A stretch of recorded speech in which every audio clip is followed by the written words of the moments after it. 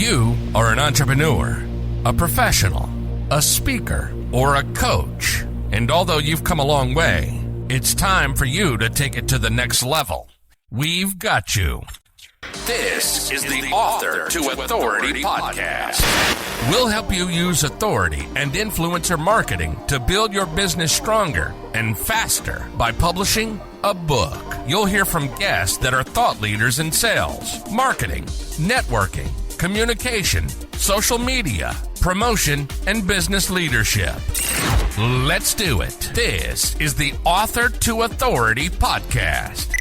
And now your host, the extraordinary word ninja, Kim Thompson-Pinder.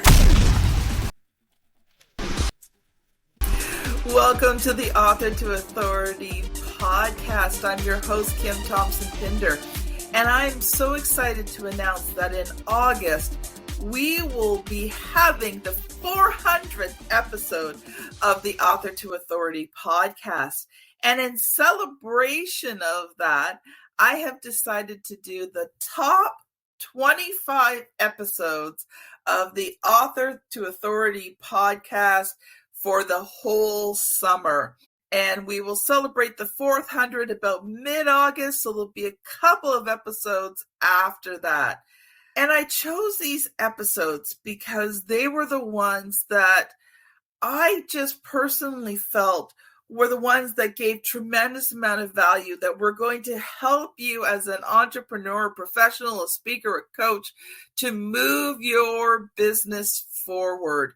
These were value-packed episodes that are just going to give you action steps that are just going to really propel you to the next level. So I'd love for you to sit back, relax, and enjoy this top 25 episode. Welcome to Author to Authority. And today I am really excited to have on the show Alexandria Agresta. And she's just someone I just met recently, but already just sensing such an amazing synergy between the two of us. And I think we both have the same heart to help people just really get out there and just become the best that they can be and let the world see how wonderful they are. So welcome. Thank you, Kim. That just gave me all the feels.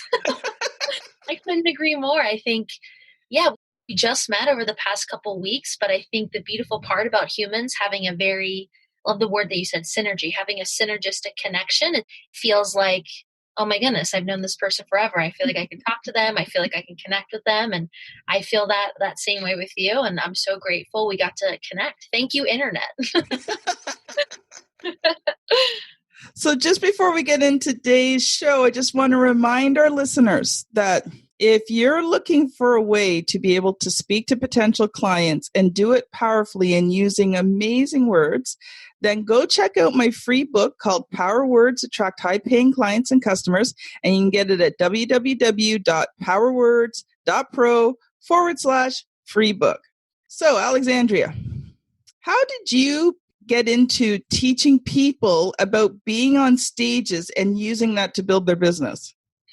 Yeah, that's an awesome question. So I want to give a little bit of a backstory so it gives all of the people listening right now some meaningful context. So I started my company. It's called Purpose Pioneers almost 3 years ago now. And we are all about creating a world where people fully align what they do to make money with what they do to experience meaning and fulfillment. So those seemingly contrasting things, that has always driven me. Like, we can do what we love, and we can run our lives and our businesses and our careers in a way that's meaningful to us. So we call it that sweet spot between purpose and profit. So my business partner and I like that. You like that? Spot between purpose and profits. I'll have to remember that. Yeah. We like little sayings and little monikers. That's our thing. So the work that we do is all around purpose and profit alignment. So we actually got started leveraging the stage, going to networking events, working with big corporate clients in person. And it was amazing, but we came to this point of growth, and we wanted to grow and we wanted to scale this movement. So we were told, you got to go online. That's the only way to do that. You have to go online. You have to create an online program, like all that stuff. So we thought that was the answer. So we went online, and this is where me going into teaching people how to use the stage, how this came to be, I got a little bit lost. I lost in the online madness. I got so far away from where I started, which is in-person human connection. That's what I'm all about. I love being in person. I love even this right here, this Zoom. This is the closest thing that we can get to an in-person connection in the online space. So, considering we're in 2 different countries. Exactly. So I got lost in the sauce. I started losing my marbles behind the screen. And this thing, Purpose Pioneers, that once brought me so much joy, I was so fogged. I was like, I'm not fulfilled anymore. Like I'm miserable, to be honest. And it wasn't my purpose, and it wasn't the way that I was helping people and transforming people. I call it my how. How I was running my business was completely misaligned. And I recognize, I was speaking throughout, my misalignment phase. Yes. Wasn't my main thing. So when I took a step back and I had enough, I was like, oh my goodness, every time I speak, it brings me joy. It brings me fulfillment. It's magical. And guess what? I change lives and I get clients. So I wanted to share that whole story because I went through this. I went through my pain. I went through my contrast to then come out on top and say, you know what? I'm now using the stage 100% to grow my business, to grow my impact. And I'm so connected to this and the story that I've been through that I was just so inspired to help other people do the same. So now, in alignment with my purpose and profit alignment work, I now have another branch of the company where I help thought leaders, experts, coaches, consultants. It doesn't matter what industry you're in. For all of you listening, the stage is the greatest place for you to be. Just like Kim said, using the power of your words, using your energy, I believe that is the greatest way to grow any business. So now that is a big part about what I do. It's so meaningful to me, and it's just such impactful work. That is so cool. Yes, I agree. It's pretty cool, and I enjoy it so much. So what did you do before that? Like, what really drove you to this, to becoming that entrepreneur and just being so purposeful in helping others? Yeah, great question. I come from a long line of entrepreneurs. My grandpa, my uncles, my dad, even my mom. So both sides of my family. I got really lucky. I think I have the entrepreneurial spirit like in my DNA. So I feel very fortunate to be born into 2 sides of the family that's what I saw growing up. And I'm so lucky that's what I saw. I saw my dad running businesses that he loved, growing, impacting the world the way that he wanted. I saw my mom she used to run like this really successful eBay store, and it was awesome. So I got the offline entrepreneurship, the online entrepreneurship, and I think I always knew I wanted to be an entrepreneur. I think when I was little, I would say, I want to be a CEO and a motivational speaker. And here I am. So I definitely manifested this life 100%. But yeah, I think I always knew I wanted to lead change. And I always knew I wanted to have freedom. If you do it right, entrepreneurship can bring you a lot of freedom. Yes. And once I got to college, I wanted to go to college. And then when I got there, I was like, oh no, this isn't for me. I don't want to do this. I did follow through and I did get my degree because I changed my college experience to fit me. But quickly I was like, yeah, no, I don't just want to get this degree and build a skill set and get a job. Like I want to be in the arena. I want to fall. I want to learn. Like I wanted to actually do something really meaningful to me. And I don't know where that came from. Maybe I was born with it. Maybe my dad instilled it in me. But yeah, that purpose and that impact was here like as long as I can remember. So I dove in. I started doing stuff, and it unfolded and unfolded. And here I am talking to you. Awesome. Yeah. So I always love to ask this question at some point during the podcast. Yeah. But what was your biggest struggle so far in terms of being an entrepreneur? Because you know what? Most of my listeners are entrepreneurs, professionals, coaches. I love asking people this question because sometimes as entrepreneurs, we think that the problems that we're going through, the struggles we're going through, nobody else has gone to. We're the exception. And, for me on my entrepreneurial journey, when I heard what other people went through, I'm like, wow, if they went through that, and this is where they are, then maybe what I'm going through, I can make it through. Yeah, absolutely. Yeah, we're not alone.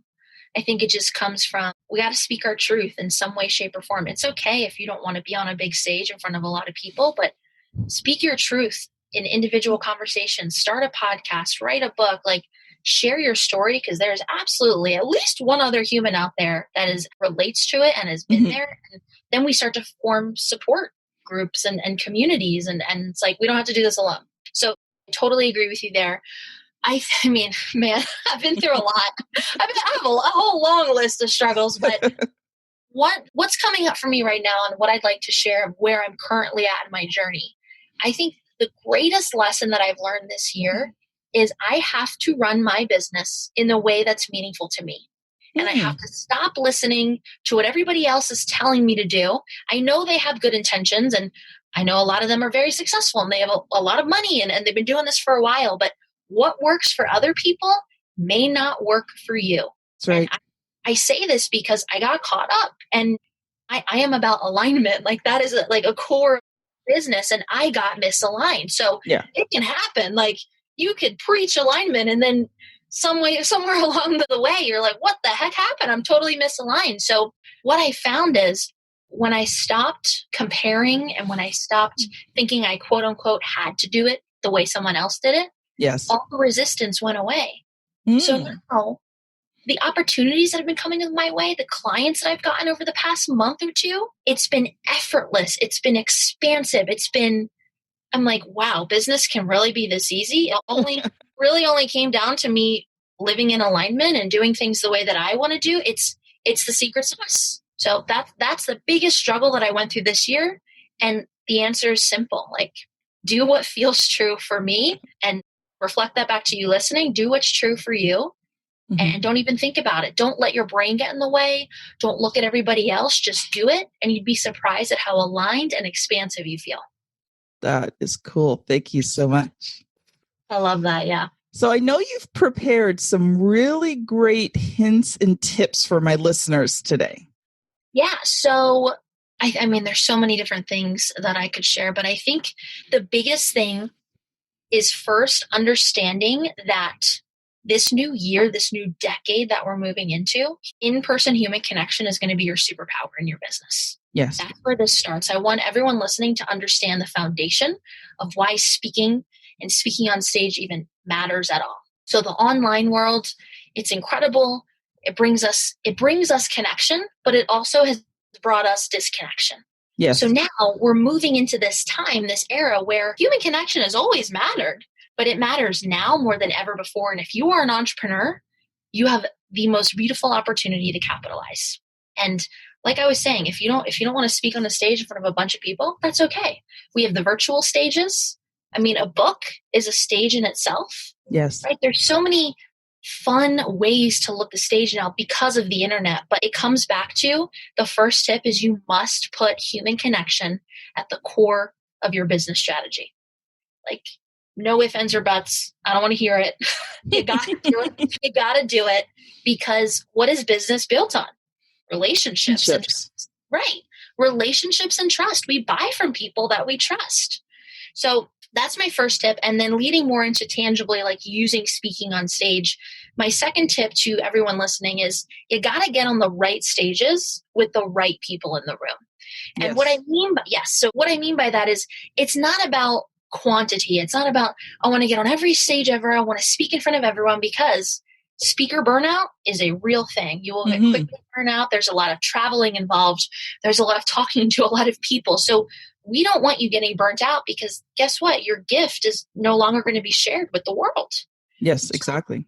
It's about identifying what stages does your message and your energy fit best on, and are your ideal clients going to be in the room, right? We want the people that you want to work with, right? Because we're using speaking to grow the business. We want to make sure that they're going to be in the room.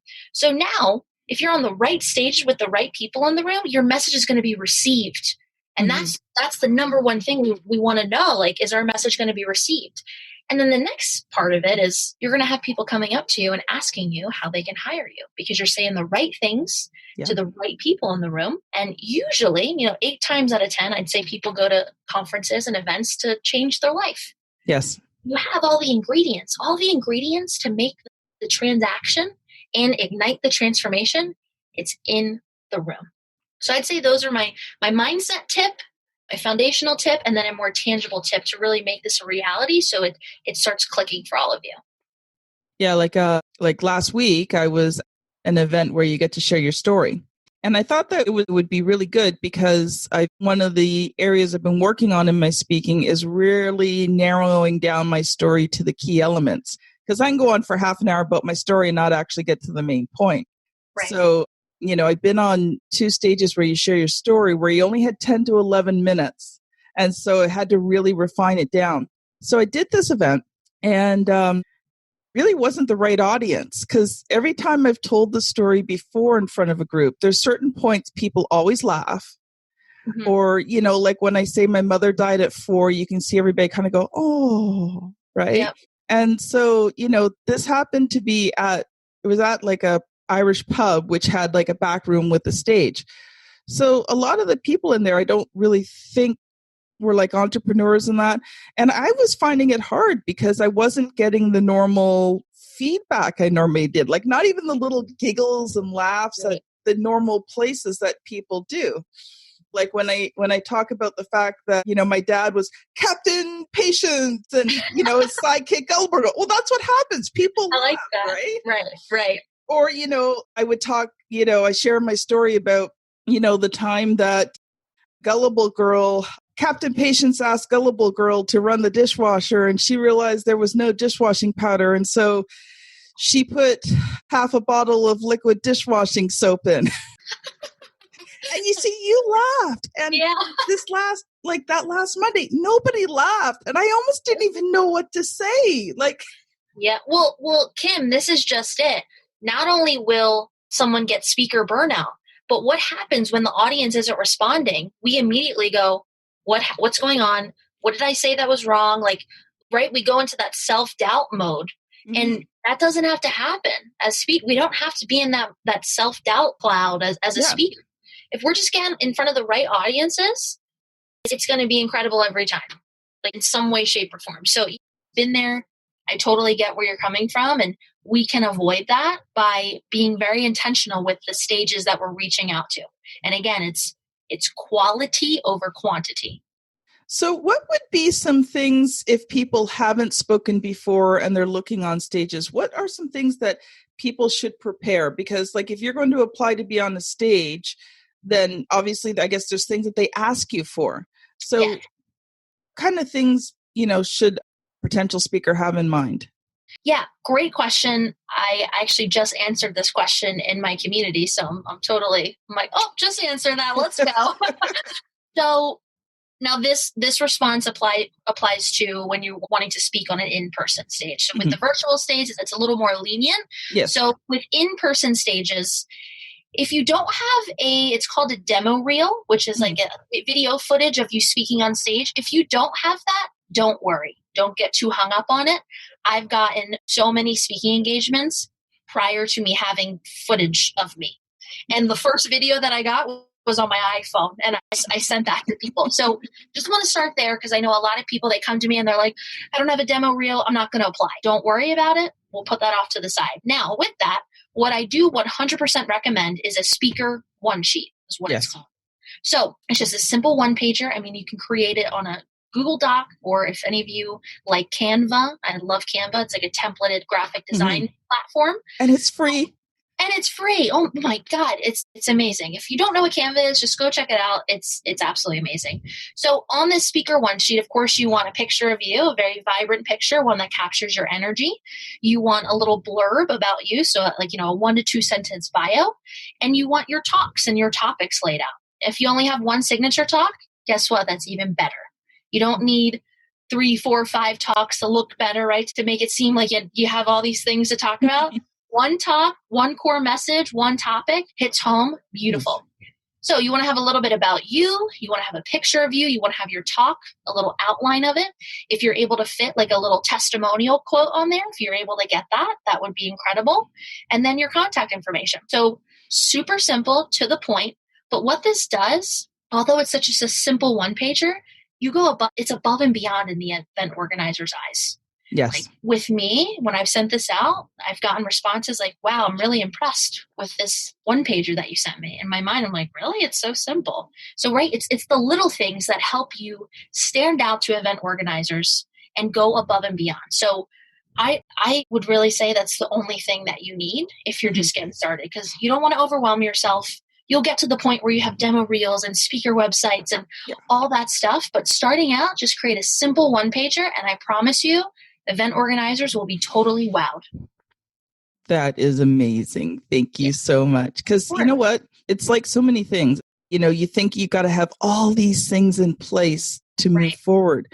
Like even as an entrepreneur, sometimes you think, you got to have this, you got to have that, and you got to have that. You know what? When I started ghostwriting, now the only prerequisite was for me is I already was an author. So I didn't start ghostwriting not having been established as an author. So I was already doing it. But when I went to start ghostwriting, I just did it to earn money so that we could buy a couple of new cars and pay for my son's wedding. Like I had no intention of starting a publishing business. I just was doing this on the side. And you know what? I started my business. I went on a freelancing site. I just started getting jobs. I didn't have a website. I didn't have this. All I could say was, I'm an author. I can prove I'm an author. I've got some books on Amazon. Super simple. Yeah. Right. And yet I got hired right away. I didn't need all those other things. Now I've developed all those other things over time. Right. So, I think as a speaker, and somebody said something to me and they said, you know what, if you want to get out there and speak and be good at it, just do it. Oh, amen. Just your brain out of the way and just do it. Yeah. I think we overcomplicate things sometimes. And I think it comes from a good place. Like the entrepreneurs that I know, it's because we care. We care so much. We want it to be perfect and amazing, but start simple. Start simple, take action. And the beautiful thing of taking action, it will breed the feeling that you want to feel. Yep. So people come to me, they're like, I want to feel confident. I want to feel this. I want to feel that. I'm like, okay, well, do the thing. Oh, no, I'm scared to.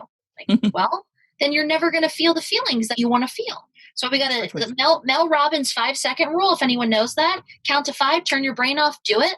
That is such a cool mindset hack because our mind is an incredible thing, but it is also a double-edged sword. It can get in the way and actually hold us back from doing the thing that we want to do. So love that story. I completely agree with you. Start simple. Magic will happen. Well, it's funny.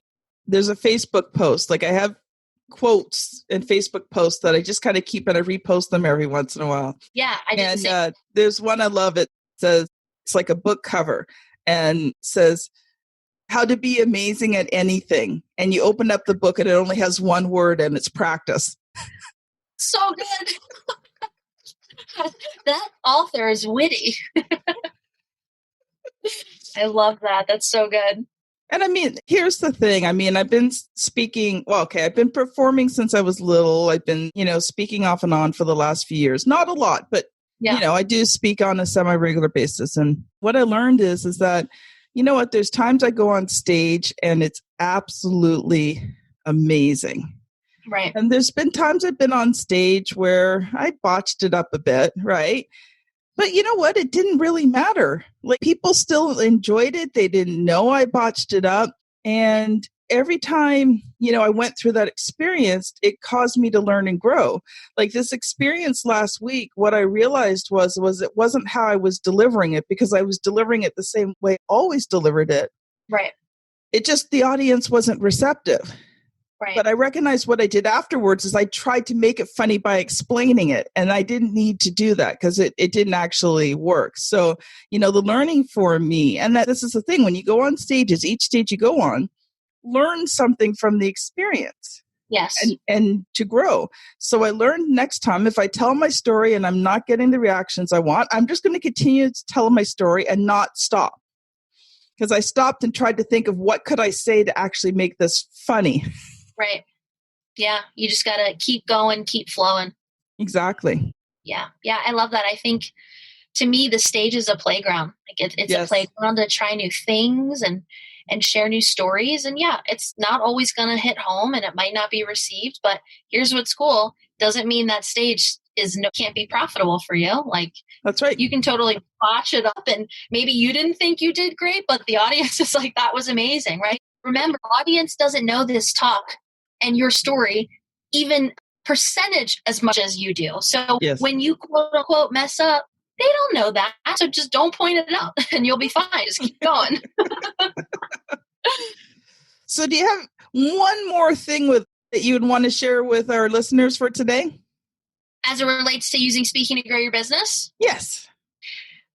I honestly think you and I talked about it. So I was thinking about like, what's one more thing I want to share? It's to start, right? The longer that you push off your speaking gift and push it off to the side in your business, if that is important to you and you love speaking and you love human connection, you're always going to feel like there's a little piece of you missing. Yes. Because I felt that, right? Like speaking, I say this all the time, speaking is about building momentum and planting seeds. Mm-hmm. And momentum, it takes a little bit of time to build a powerful, momentous force. So why not get the momentum started now? Yes. Start now, build the momentum now, start planting seeds now, especially because we only have 2 months left at the time of this recording. It's early November. We only have 2 months left of the year. Yes. So start now, build the momentum now, go into 2020 strong, go into 2020 with your values of connection and speaking at the core of your business. I promise you, you will be thanking me later. I remember one time I was at a business conference and the speaker was talking about momentum, and they related it to a plane and how it takes 60 to 70% of the fuel in a plane to get it up into the air. Wow. So it made me think like you just have to pay the price to get the momentum. You just have to keep, like you're not getting any results. Like, your energy, not a lot of results, a little bit more results. And then you hit that tipping point when it's like nothing can go wrong, but you have to pay the price of it. I love that. What a beautiful analogy. Yeah. Like you will get to the tipping point. You will get to a point where you're so fulfilled. It's like you don't even know what to do with yourself. You love the amount of money that you're making. You're changing lives the way you will get to that point. But like Kim said, you got to pay the price. You got to do the work. And it's not always fun. And sometimes it's really hard. But I will tell you this, it is always worth it. Always. Awesome. So how can people get a hold of you? So I am super active on Facebook. You are. Yes, that's how Kim and I met. So if you are active on Facebook too, please shoot me a friend request. I will give Kim the link so you can just easily find it in the show notes, but shoot me a friend request. Also, I do have a community for people, entrepreneurs and speakers who want to use speaking as a way to grow their business. So I will share that link with Kim as well. If you feel inspired and you want to be a part of our community, please join us. And then, of course, I have my websites. I'm on LinkedIn as well. Like, I'm very visible. You can find me. But Facebook is my main jam. So what's the name of your group on Facebook? It's called The Main Stage. The Main Stage. Awesome. The Main Stage, yep. Awesome. Well, thank you so much, Alexandria. Yeah, this was so awesome. Thank you so much for having me on. I'm totally jazzed right now by our conversation. And I think our audience will really appreciate it too, because many of them are going to want to get on stages. Absolutely. So this has been Author to Authority. Thank you, Alexandria. And we look forward to seeing you on the next episode.